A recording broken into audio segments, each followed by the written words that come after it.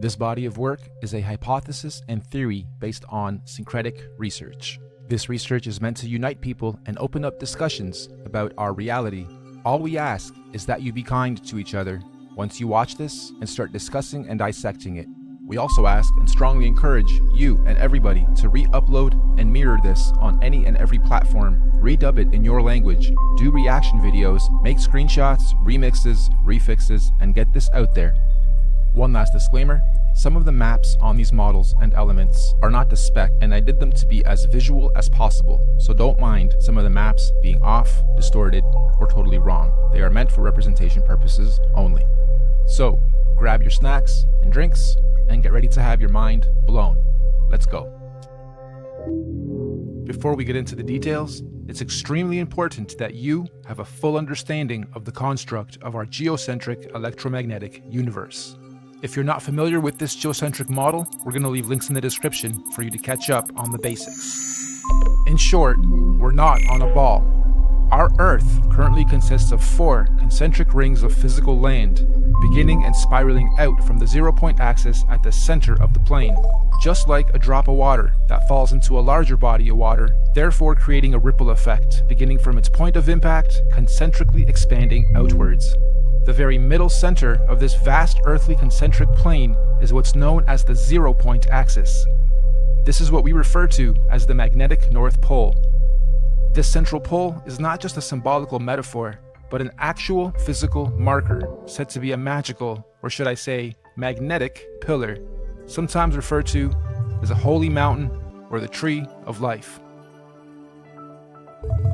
The first big red pill you're gonna have to swallow is that beyond all these dimensional fields of energy from where we are now, in our northern and southern extremities, are other extraterrestrial lands inhabited by other extraterrestrial civilizations.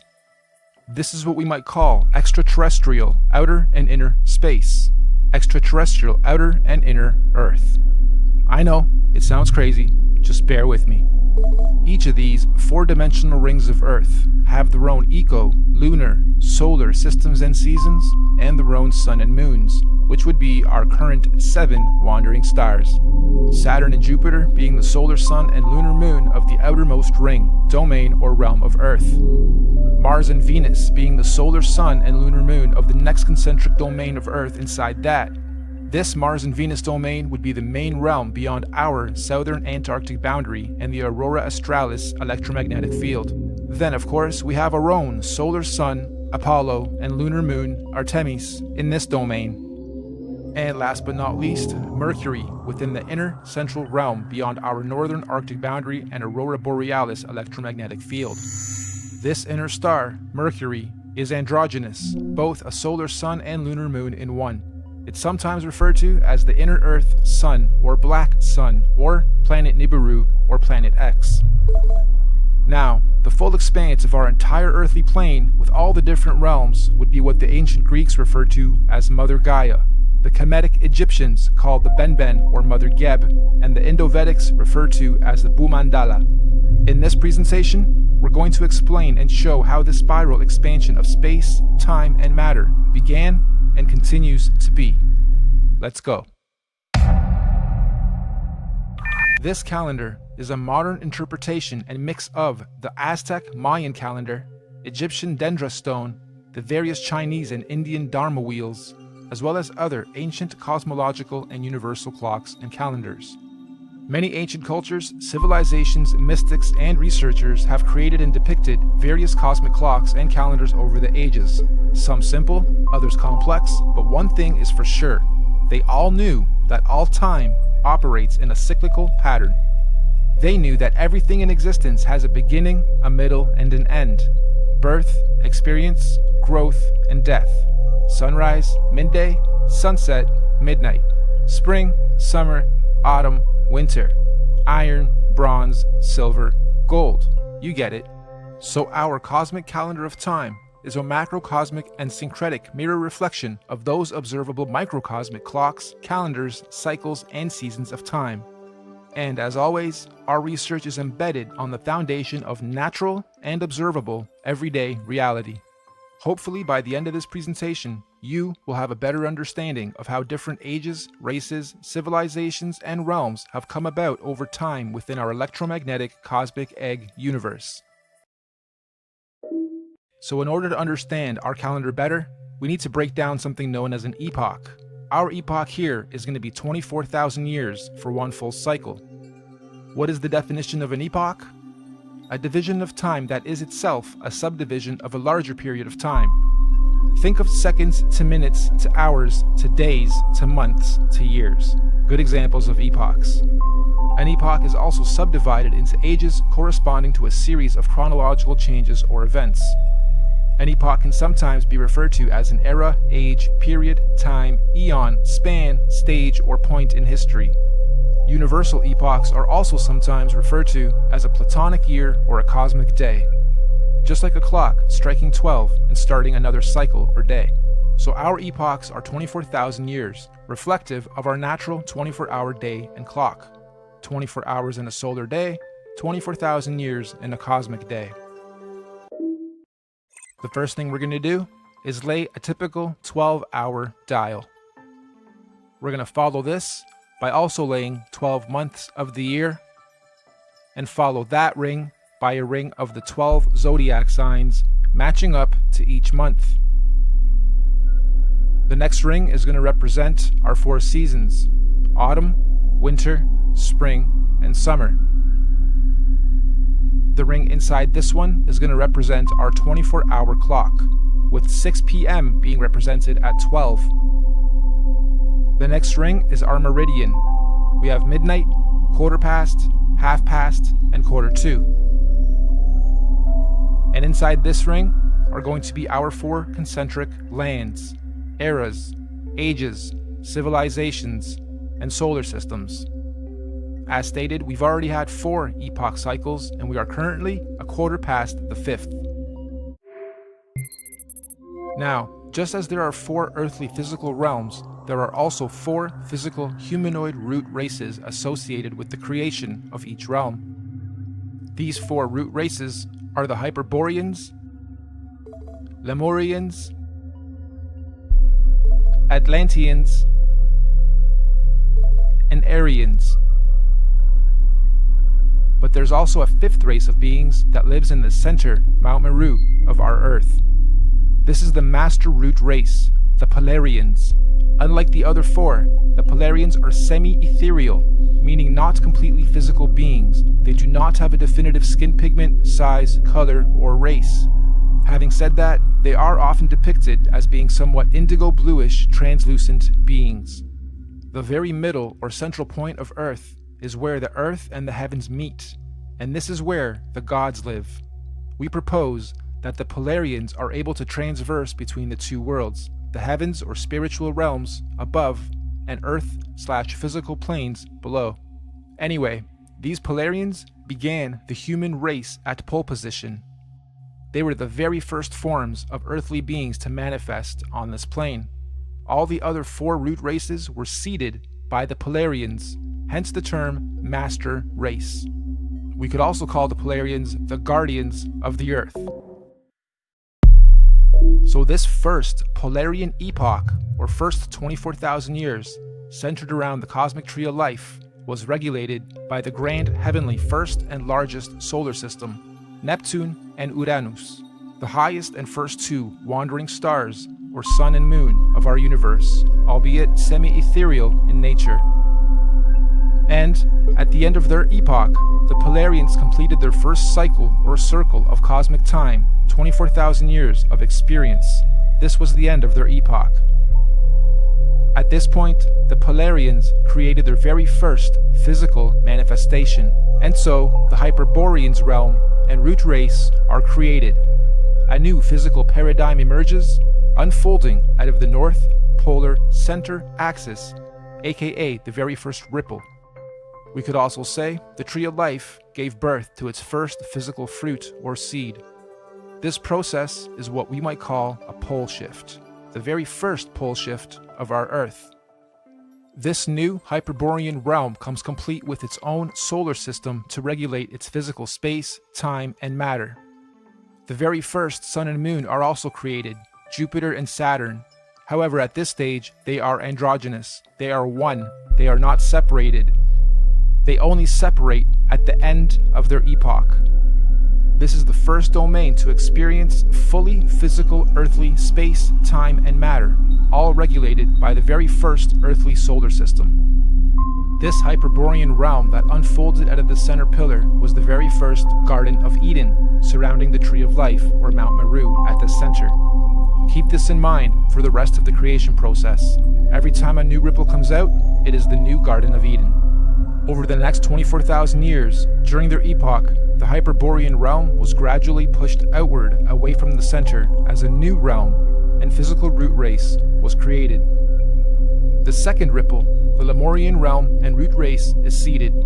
A second pole shift, and again a new paradigm emerges, pushing the old Hyperborean realm outwards and away from the central pillar or Tree of Life. This is also where Saturn, aka Kronos, and Jupiter, aka Rhea, separate and start their orbit. This second realm, the Lemurians, also get their own Sun and Moon, which is at that point in time also androgynous, a Sun and Moon in one, which will in 24,000 years be known as Mars and Venus. During this epoch, the Lemurians are the Garden of Eden, and Mars and Venus, the androgynous Sun and Moon, regulates its cycles, seasons, and ages of this new realm and domain. Don't forget, the Lemurians were also seeded from the Polarians, the master root race, and not the Hyperboreans going inward. All races were created and seeded from the Polarians. So the Lemurian realm is the second Garden of Eden, and again, after a cyclical time, when their epoch ends, they too were pushed outward to make way for the third root race. The Atlantean realm and root race is seeded. This is pole shift number 3. Mars and Venus now separate into two and start their orbit. This new Atlantean realm, like the previous two, was seeded with its own androgynous Sun and Moon that will eventually turn into Apollo, our Sun, and Artemis, our Moon, to regulate and control the cycles, seasons, and ages of that realm. This Atlantean root race and realm is the one we currently inhabit. All human races in this realm of Earth are predominantly Atlanteans. You are an Atlantean. During this Atlantean epoch, we in this realm were the Garden of Eden at the center. And once again, over cyclical time, 24,000 years, history repeats itself. Atlantis fell, or rather sank, when the Great Deluge or Flood happened, and reset us from the center to where we currently are, also finally setting Apollo and Artemis into their orbit. And so the Aryan root race was seeded out from the fourth and most recent pole shift. This is the current Garden of Eden. And to give us a point on our timeline, this Aryan root race and realm was seeded about 6,000 years ago to join the human race. And as our fractal pattern continues, just like the realms before it, the Aryan realm was birthed with its own solar system, Mercury, its androgynous Sun and Moon, to regulate and control the cycles, seasons, and ages of that new domain. And so, here we are, 6,000 years into the Aryan or fifth epoch.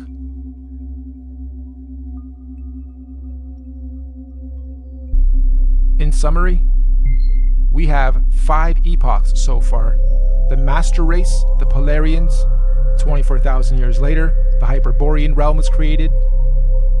24,000 years after that, the Lemurian realm was created. Then the Atlantean, then the Aryan.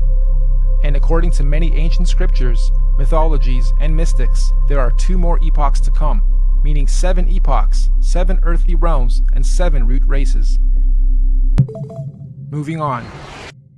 You'll also notice in this realm of Earth we are currently in, there are 4 main races. All the other races in between are mixed races, or rather mixes of these 4 sub and root races. The black races have their DNA lineage from the very first Earth root race, the Hyperboreans. All native black cultures of this realm predominantly have their cultural beliefs and practices handed down by the Hyperborean root race, sometimes referred to as the Anunnaki. The Oriental Asian races have their DNA lineage from the second root race, the Lemurians, and likewise, the Oriental cultures stem their beliefs and practices from the Lemurian root race commonly and mistakenly referred to as the Reptilians. The Indo-Asian races have their DNA and lineage from the third root race, the Atlanteans. The Indo-Asians naturally stem their beliefs and practices from the Atlantean root race of their current realm. The Indo-Asians naturally stem their beliefs and practices from the Atlantean root race of this current realm. This means the Indo-Asians or Vedic Indian races are the original root race lineage of this Atlantean realm. And the white races have their DNA lineage from the most recent fourth root race, the Aryans. And of course, most of the white cultural influences we see today are seeded from the Aryan root race currently at the center, Garden of Eden. The Aryans are what most religious texts and mythologies refer to as the current gods, or sometimes fallen angels.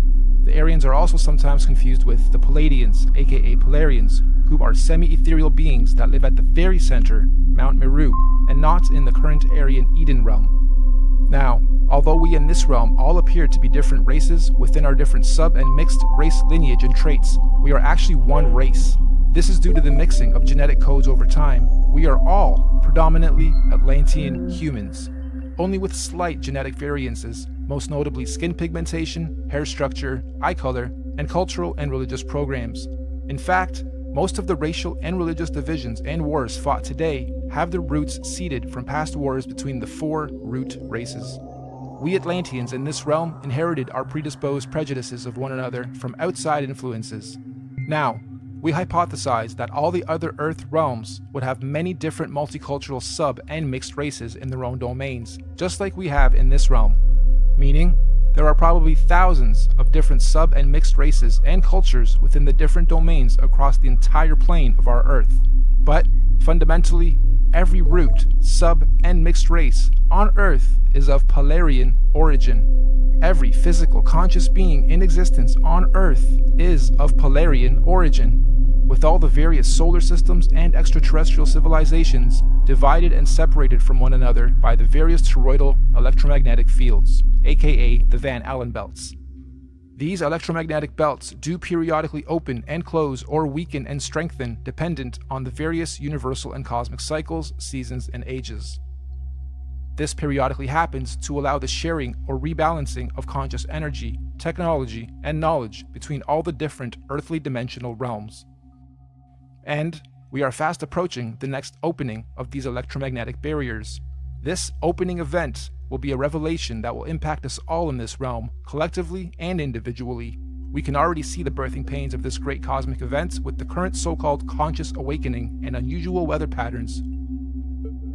Moving on, we must remember that these physical constructs we call bodies are just that.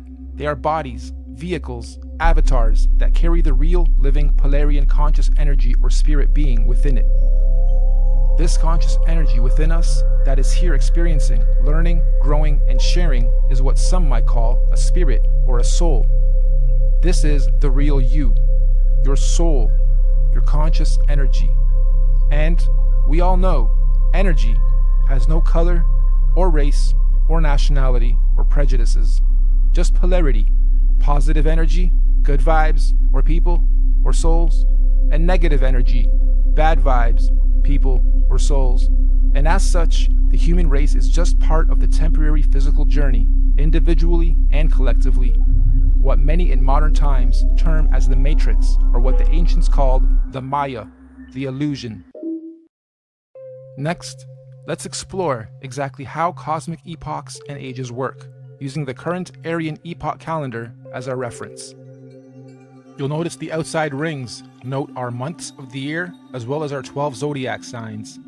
The 12 solar months are actually a microcosmic reflection of the 12 zodiac constellations. These 12 zodiac constellations are our heavenly cosmic clock rotating above us. As they rotate, each constellation has its own energies that subconsciously influence and help guide us consciously here on the earthly plane, both individually and collectively. These 12 months are further divided into our 4 seasonal sections: autumn, winter, spring, and summer, which in cosmic terms are known as the 4 seasons of conscious evolution. These conscious seasons are what the Greeks called the 4 ages of man and Vedic scriptures called the Yuga ages. These 4 Yuga ages are the Golden Age, Satya Yuga, Silver Age, Treta Yuga, Bronze Age, Dwapara Yuga, and Iron Age, Kali Yuga. A full epoch, 24,000 years, is broken up into 8 Yuga ages. Therefore, each Yuga age is 3,000 years. You'll also notice there are more golden or yellow ages than any other. This is because the golden ages mirror the sun's presence during the course of our 12 calendar month solar season. So as you can see, lots of sunshine in the summer, a little less in autumn and spring, and little to none in winter. Of course, sunshine in this case is translated into conscious intelligence. And obviously, the Yuga ages of our universal summer are much higher states of consciousness than the Yuga ages of the spring, autumn, and certainly winter ages. We also hypothesize that when golden ages overlap within different realms, there are no torus fields or separation between those particular realms. This means that when the time comes and the golden ages overlap, all lands that overlap can be crossed in and out of. In other words, those particular domains are open and free to interact without restriction. This is because they are oscillating at the same golden ratio of frequency or resonance. So, let's now map the universal, cosmic, and solar timelines of all the individual realms or domains. Mainstream science tells us that the Iron Age began about 6,000 years ago, which mirrors the reset point here, 12 o'clock. They also tell us that the Middle Ages were about 3,000 years ago from today, which again mirrors the timeline here. And this timeline is also the common narrative among most holy books. So, our calendar has our realm or domain beginning this epoch 6,000 years ago with the age of Taurus, the bull. Interestingly, the Old Testament of the Bible begins in an age where they worship the bull. This is symbolical of the first 2,000 years of Taurus astrological energy. After some time, bull worship ended with the story of God telling Abraham to stop bull worship and instead sacrifice a ram. This is symbolical of the change from the Taurus bull age into the Aries ram age. And again, 2,000 years later, Jesus, the fisher of men, comes into play. The Jesus fish symbolism is telling us of the shift from the Aries into the 2-fish Pisces age. And once again, as we reach the end of the Jesus fish Piscean age, we now see the effects of the new water Aquarian age. Aquarius, of course, is symbolized by the mixing of waters. It is the age of mixing, discovery, disclosure, and technology. If we were to set this calendar to today's date, we would be sitting at just before quarter past reset. 6,000 years into the 5th epoch, bang in the middle of the cosmic winter or iron age of universal collective consciousness. In fact, to be a little more exact, we've got us at 2 minutes to midnight. Midnight being 2020, minutes being years. Now, this is interesting because mainstream science has something called a doomsday clock. And on the doomsday clock, they are saying the Earth is 2 minutes to midnight or doomsday. It was actually moved from 3 minutes to 2 minutes on the 18th of January of 2018. And I'm sure most of you know that doomsday or apocalypse simply means a marked period or shift or change from one thing into another. The end of the old and the beginning of the new. And we are living in extremely exciting times for those who are paying attention to what is going on. Knowledge, truth, new information and discoveries are not to be feared. They are to be embraced. This particular cosmic shift we are about to have is an important one because it's a cardinal shift. This means all 4 current earthly domains will simultaneously be experiencing their own doomsday or apocalypse or shift of season. So let's go through each realm's cosmic shift. The Central Aryan realm will be having a fantastic apocalypse, shifting up from their bronze into their silver age of consciousness. We in this domain, we're having an okay but confusing apocalypse, shifting up and out of our Iron Age into our Bronze Age of consciousness. Hence the so-called conscious awakening. Knowledge, information, and data are more readily accessible to the masses than at any other time in this era of recorded history. We can clearly see all these changes slowly taking effect, particularly in the more advanced regions of this domain. We get a lot of knowledge from technology. Now, the domain outside of ours, Mars and Venus, are going through a horrible apocalypse. A real doomsday for them as they reset or fall from their golden ages into their iron age of consciousness. And the last realm, the Hyperborean realm, still has one more golden age to go. What's even more interesting, though, is the nature of this current and coming cosmic shift. Like we said earlier, the current shift is called a cardinal shift, meaning we are not only having a zodiacal energy shift, but we will also simultaneously be having a physical solar shift to mark all these changes. This simultaneous double transitional shift is known as a cosmic or galactic alignment. So, 2020 means you have perfect vision. Why 20? Why not 10? Or 100%? Well, if you believe, like I strongly do, that we are running on scripts or scriptures, some that we haven't even discovered about ourselves, then you may also hypothesize that in 2020, we will all have perfect vision. What does this mean? It means on the 21st of December, 2020, during the winter solstice, there's going to be a great cosmic solar event that will be seen and experienced by every single conscious being in our universe. This is what is commonly being described as the event. Why December 21st, 2020? There's natural scientific significance of this date with relation to our solar system. Most of you will know that on the azimuthal equidistant geocentric Earth model, the Sun coils up and around the electromagnetic dome that encapsulates our Earth for the summers, and coils down towards the end of our solar year to its southernmost position of the Tropic of Capricorn. And on December 21st is at its lowest zenith or y-axis point, the farthest out from our land center and the closest to the Earth vertically. This is what's known as the winter solstice from a northern hemisphere perspective. Once the Sun has reached its lowest point, it follows the same gradient circuit, neither ascending or descending for 3 days, before it then begins its journey back up to the Tropic of Cancer towards the top and center of our electromagnetic dome of this domain. Meaning, every year, for only these 3 days of our year, from the 21st to the 24th of December, the Sun is neither rising or falling along the electromagnetic torus field dome over and around us. The Sun only resumes its ascension back up to the top 3 days after the 21st, on the 25th of December. Sound familiar? Dead for 3 days, only to rise again? Anyway, if there's to be any kind of cosmic solar event, it would most likely happen during this period when the Sun figuratively dies and is waiting to rise again. Using the same principle, we hypothesize that all the other suns in all the other domains follow a similar solar system. As above, so below. As within, so without. However, obviously their seasons and solstices occur at different times in relation to their own individual ecosystems. You've heard us refer to this body of work as the master oscillation. That's basically what we're saying. All the luminaries have their own paths. Oscillations, secondary, third, and fourth oscillations, and eventually they all line up again, and eventually, they complete an even bigger cycle, fully lining up. And this only happens once every 6,000 years. So on December 21st, 2020, Mercury at the center, our Sun in this domain, Mars in the next domain, and Saturn in the last domain, and all the moons on the other side, will all stop and align in the same direction on the same path and gradient at the same time for the first time in 6,000 years.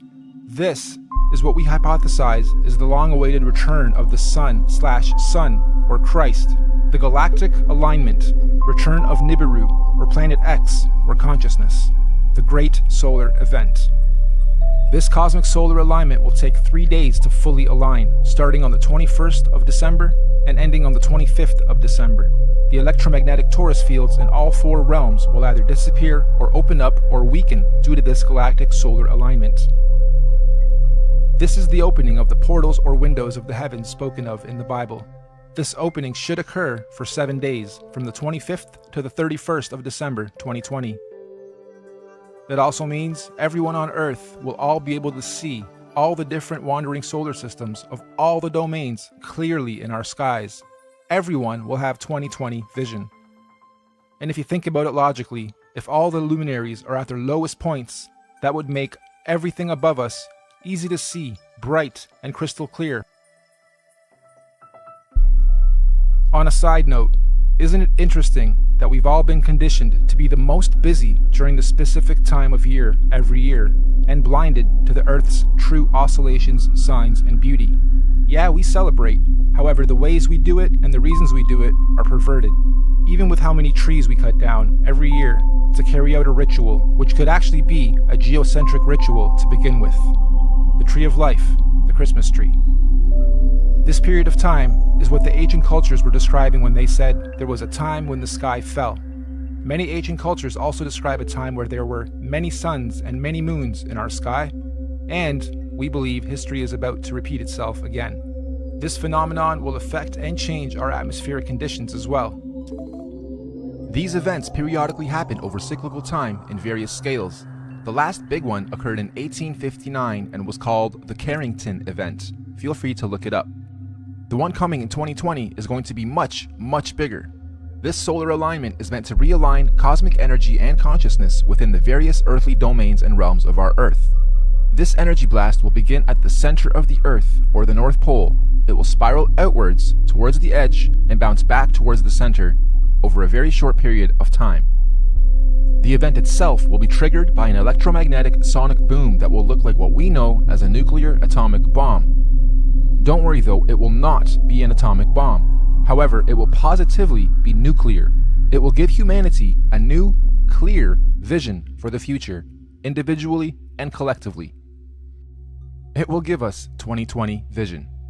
We suspect the current powers that be will attempt to use this natural cosmic event as the ultimate false flag. They may say aliens did it, or it was caused by global warming, or an attack from across the world. This sonic boom of electromagnetic energy may shut down our entire electric grid instantaneously, causing a collapse of our financial, socio-economic, political, and collective cultural existence as we know it. And thus, this event may be used to pave the way for a new order in our world. But this cosmic event is not to be feared. It is a natural process to allow growth within our individual and collective consciousness. The greenish astral rays that this event will create will cover the entire plane of our Earth for a short period of time. Again, it is not to be feared. Governments and authorities will most likely tell us that this green mist caused by this event is a toxin. They will tell us to stay indoors and not go outside into the radiation. Avoid it at all costs. They will say it's harmful radiation. And it will be. For those who have heavy metals in their bodies, i.e. vaccines, iron from meat eating, etc. But for those without harmful chemicals in their bodies, the radiation will radiate and activate dormant DNA, potentially giving you supernatural abilities. Maybe not Superman-like, however, a heavy increase in consciousness and your 5 senses will be expected. And for those of us planning to make the pilgrimage up north to the central realm of our Earth, aka the Garden of Eden, this will be our window of opportunity. Many of you here will also know the Mayans predicted the end of their calendar year, or the apocalypse, would happen on the 21st of December, 2012. Take note of this date, December 21st, 2012. The Bible also talks about the 7 trumpets of preparation before the return of Christ, or the Son of God. And after the 7th trumpet, he, the great Son, will return. Well, we hypothesized that the Mayans were spot on with their prediction. Their December 21st, 2012 date marked the beginning of the end. And the 7th trumpet, of course, 7 years later, December 21st, 2019. Which means December 21st, 2020 will be the first year after the 7 trumpets, the 8th year. 8, of course, being the number of completion. And it is also written that everyone on earth will witness the return of Christ consciousness, or the Son of God. Side note, we are just citing scriptures. None of us on the team here are religious or trying to push any dogma on anyone. On the 16th of November, 2017, we had a very strange phenomenon occur in this realm.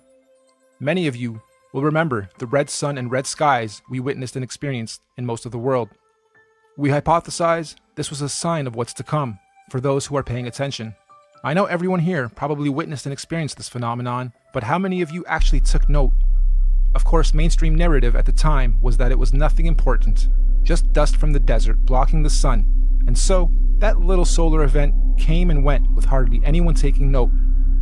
Well, for those with eyes to see and ears to hear, please take note. Moving on, we hypothesize that the opening of these electromagnetic torus fields on the 25th of December 2020 will create an atmospheric plasma discharge due to all the different solar systems of our cosmos being in direct contact with one another. This will create a rainbow effect atmosphere all over Earth in all the realms, an atmospheric twilight, if you will. More importantly though, this opening event will also allow for physical travel between all 4 realms or domains for those with the technology or means to do so. we might call this real interdimensional or outer or inner space travel. Here's another big red pill. NASA has openly admitted on numerous occasions that we humans cannot go past low Earth orbit or beyond the Van Allen electromagnetic belts or domes. However, during this period, we believe we will finally be able to do so.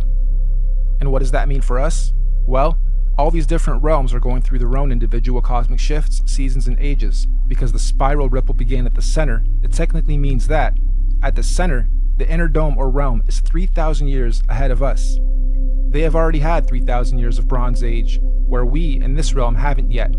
Our reset happened 3,000 years after theirs, which means, during this 7-day cosmic event, anyone able or allowed to enter this inner realm will technically be time traveling 3,000 years into the future or ahead of time. In layman's terms, I'm saying that this inner domain is 3,000 years ahead of us technologically, physically, mentally, spiritually, and consciously. And yes, this is where we propose the concept of time travel into the future comes from. And on the flip side, as the ripples shifting outwards towards the Mars domain, they would now be 3,000 years behind us. So, going from our plane to theirs, we would be time traveling backwards 3,000 years. So, why on earth do the leaders of the free world think it's necessary to militarize space all of a sudden? And why on earth are space agencies and governments all talking about being the first to colonize Mars? Let's look at the definition of colonization. The act or process of settling among and establishing control over the indigenous people of an area. Or, the action of appropriating a place or domain for one's own use. Makes you wonder if the very same so-called elite royal bloodlines and families who colonized this realm during our reset fall from gold to iron 3,000 years ago are about to do the same thing to this outer domain currently falling from their golden to iron age. As they say, there's nothing new under the sun, and history always repeats itself. With that in mind, let's rewind to something that happened very recently. December 22nd, 2017, the SpaceX Falcon launch. Note the date too, December 22nd, 2017. Wonder how many of you recall the unusual effects witnessed within this particular launch. It looked like the Falcon X was trying to pierce through something. Or perhaps, testing the outer electromagnetic belt or torus field. Kinda makes you wonder, were they trying to beat the clock?